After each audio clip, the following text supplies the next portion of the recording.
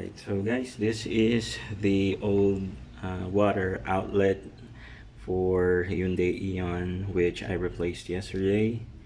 So look at the corrosion, guys. See? So that's rust.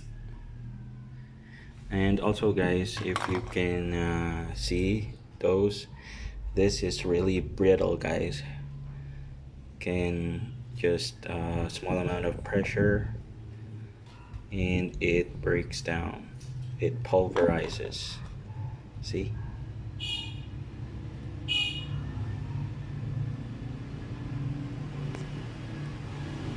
So good thing I replaced this already.